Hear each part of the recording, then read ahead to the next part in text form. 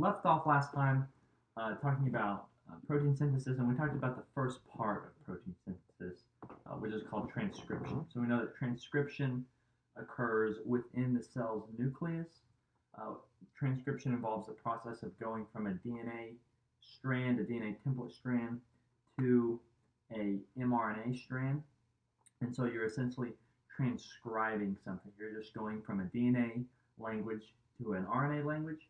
We know that there are differences in DNA and RNA in terms of the nitrogenous bases. You replace thymine with uracil in RNA, and you have a different monosaccharide sugar. So instead of a deoxyribose in DNA, you have a ribose sugar in RNA.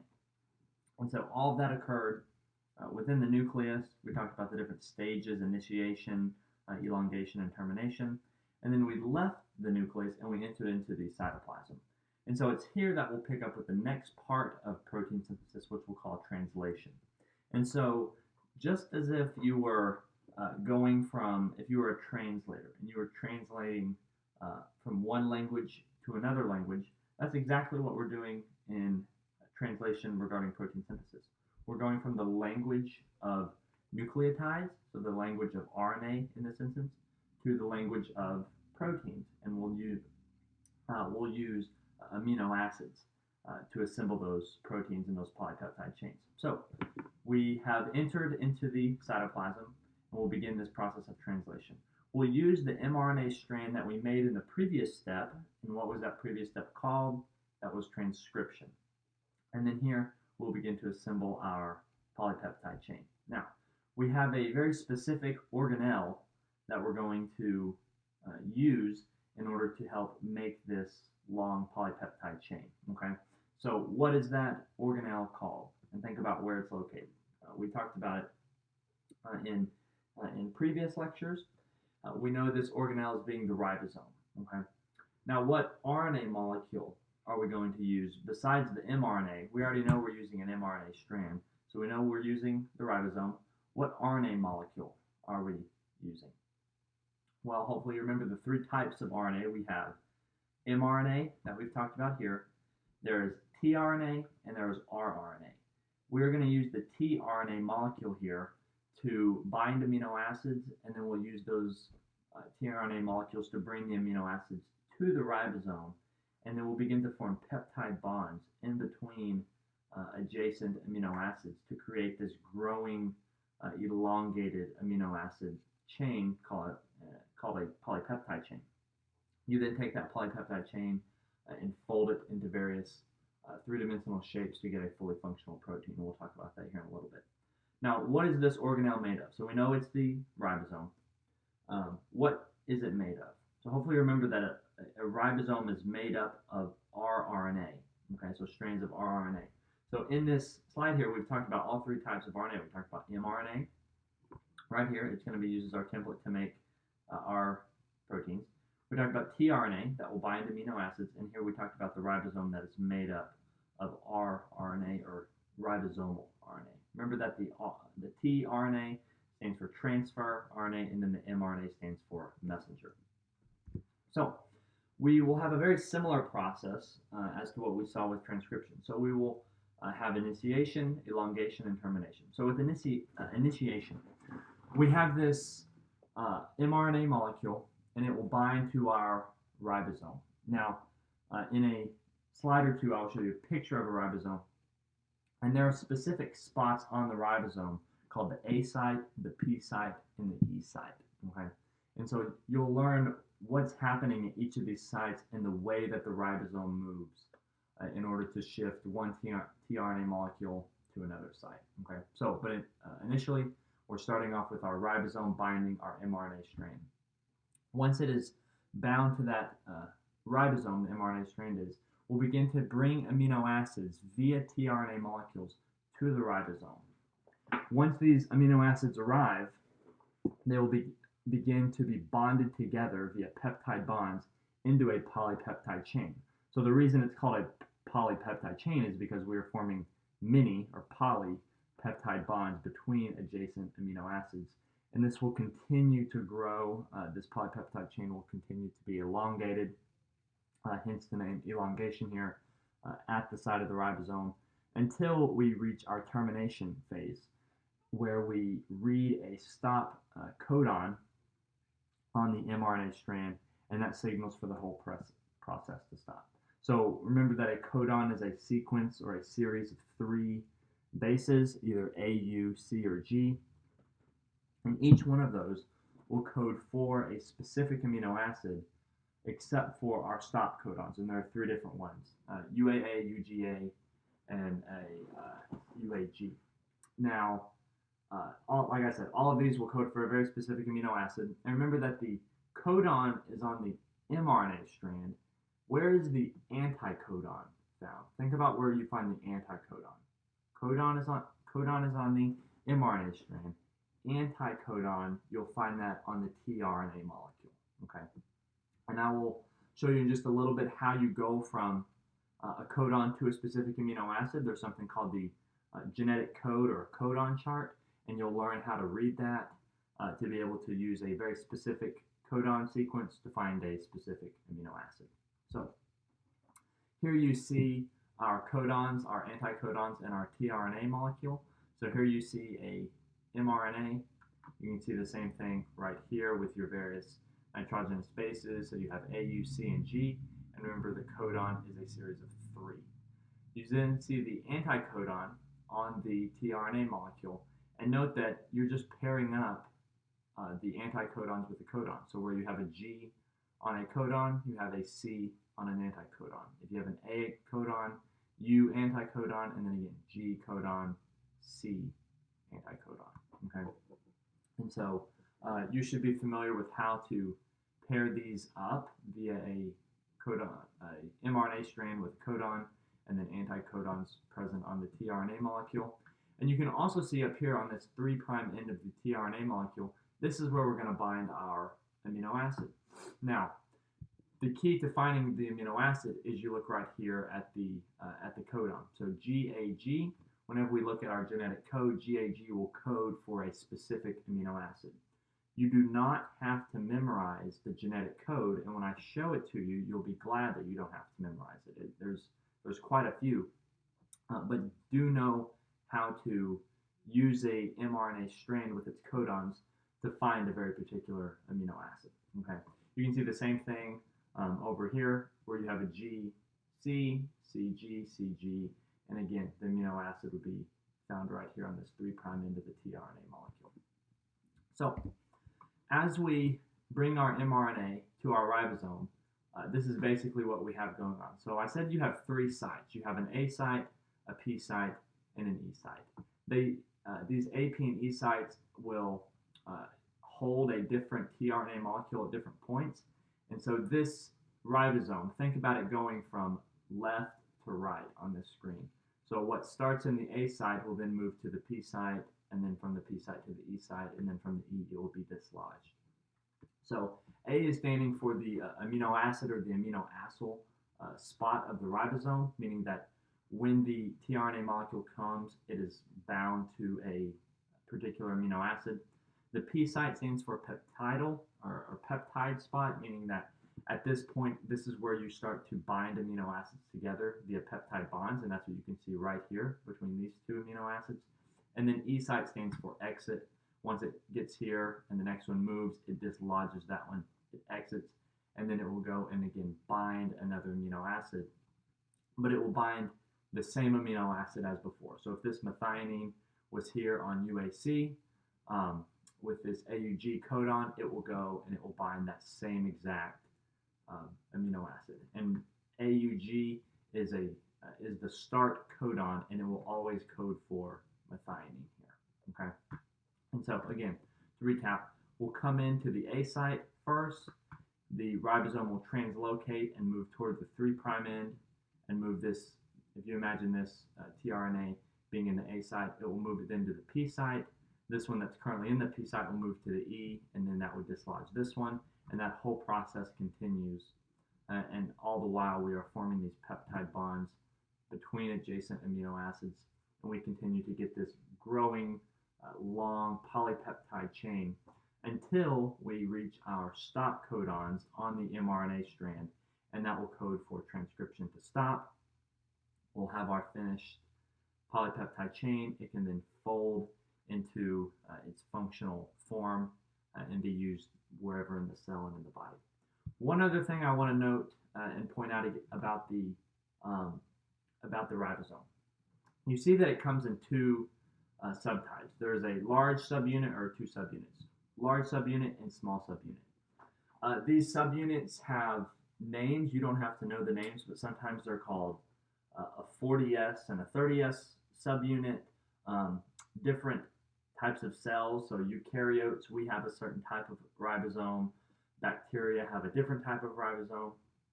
And certain antibiotics, so certain medicines you take while you have a bacterial infection, specifically for bacteria, will target a particular subunit of the ribosome that belongs to that bacteria. And so targeting one of these ribosomal subunits in bacteria will obviously impact protein synthesis, because if you're disrupting the ribosome, you're disrupting the process that the ribosome is involved in, which we now know is protein synthesis. If a bacteria or some other pathogen is not making its pathogenic proteins, then it's not being able to exert its full virulence, its full potency, its ability to make you sick. It's not exerting that against you, and so ideally you'll then be able to start feeling better. And so you'll learn later in your education different medications that inhibit protein synthesis, and they're inhibiting it by targeting a particular ribosomal subunit. So here's another picture of basically the same thing, but a little bit different view. Now the smaller subunit is on top and the larger subunit is on bottom. But you see the same things. You see our ribosome, you see a long mRNA strand, and you see the different subunits within the different sites within the large subunit of the ribosome. You see the A site, the P site, and the E site. So these amino acids, these tRNA molecules bound with their amino acid will come in here to the A site. This will then move along the ribosome and move this to the P site. It will then bond here, form a peptide bond between amino acids to make this growing peptide chain. It will then move to the E site and then ultimately become dislodged and kicked out and released. And now you see that these tRNA molecules lack their amino acid, so they'll go back out into the cytoplasm. They will bind with the same amino acid as before, and then they can begin the process all over again. So note here, this is CCA on the anticodon. So that corresponds to GGU. That codes for glycine, and you can see the same thing here. CCA is the anticodon, and it would bind here for GGU, and it is glycine. So it's going to bind the same one as before. So when you're looking at these pictures, if you look at this picture, if you look at this picture, practice walking your way through the whole process of translation. Where are amino acids coming from? They're bound to our tRNA molecules. Where are the tRNA molecules first entering this process? So they're entering at the A site. They then move to the P site where their amino acid is bonded to the next one, or to the one in front of it. It then moves to the E site and ultimately is released. And then that particular tRNA molecule with its anticodon goes back out into the cytoplasm to bind another amino acid of the same type. Now, keep in mind what is associated with tRNA and what is associated with mRNA. tRNA has the anticodon, mRNA has the codon. Okay, so codon and anticodon aren't interchangeable. They're different. tRNA has anticodon, mRNA has codon. Okay, so this is our genetic code, or our codon chart. And so, like I said, there's a lot going on here, but I will walk you through kind of how to approach it in order to understand what we are using. So let me back up. What you're going to use is this growing mRNA, this long mRNA string. So let's take this right here, for example. Let's take GGU. So that's a series of 3 bases. So that's a codon. And we're using our codon chart here to help us identify what amino acid. So GGU. When we go to our codon chart here, we're going to look at first letter, then second, then third. So we go G, We go down to G here for second, and then we find U. So we find that all of these, GGU, GGC, GGA, and GGG, all code for the same amino acid, which is glycine. Okay, so that's what we see here. This was GGU, this was the first one, and we see glycine here. We also know that we have GGU right here. That corresponds to CCA, and look, we have another glycine. Okay, if you go to the next one, UCA, we can go to our chart, we can go UCA, and we have serine here. Okay, so when we go back, we should see serine right here, and we do. Okay, so it's relatively straightforward. Now, a couple of things I want to point out. We have a specific one here in red. The reason that this one is in red is this is the start codon. This is what most, if not all, growing polypeptide chains will begin with in terms of their codon. So AUG always codes for the same amino acid, and that is methionine. Okay, you note that most of these, if not all of these, maybe at least 2 code for the same one, maybe all 4 code for one. AUG is coding for just a single amino acid here, and there's no other codon sequence that codes for methionine. Okay, so it's very specific. So this is our start codon. We also have 3 stop codons, UAA, UAG, and UGA. So whenever you see those on your mRNA strand, you would not put in an amino acid there because they don't code for an amino acid. They code for translation to stop. Okay, so if you see UAA, UAG, or UGA, all of those signal for the process of translation to come to a halt. Okay, so like I said, practice looking at this. Actually, one more thing I want to point out. So we know that there are a wide variety of amino acids, and there are many more codon sequences, sequences of 3 base pairs than there are amino acids. And so if you think about it in the sense of if we happen to have an error in transcription, we could potentially still end up with the same amino acid sequence, and so we could end up with the same functional protein. So what I mean by that is if during our process of transcription, we made this long mRNA strand, and if we were doing, if we take this example here, GGU. So say it's supposed to be GGU, but we accidentally put in GGA or GGC or GGG. We would still end up with the same protein, and so we'd still end up, if that was the only potential error, we'd still end up with the same amino acid sequence, so the same polypeptide chain, the same protein. And so what it is it's somewhat, you can think of it somewhat as a built-in kind of safety mechanism in which we are kind of allowed, if you want to think of it that way, we're allowed possibly an error to occur, and we could still hopefully end up with the same amino acid, same polypeptide amino acid sequence, and same protein. Okay, so you can see that you have lots and lots of different codon sequences, but you only have 20 amino acids. Okay, so this is a built-in safety mechanism to hopefully allow us to continue to make correct and functional proteins. Once we get our proteins, once we make this long amino acid chain, and we have our polypeptide chain, it will then begin to fold, and we know that there are 4 basic protein structures. There's primary, secondary, tertiary, and quaternary, and the function of a protein is largely based on its shape. Okay, and so it will twist into one of these different shapes and become fully functional as an enzyme, as a biological catalyst, as a receptor, as a transmembrane protein to help with movement across the plasma membrane of cells. It could be any number of things, but it's largely dependent upon its shape. And so, again, learn how to use and read this chart.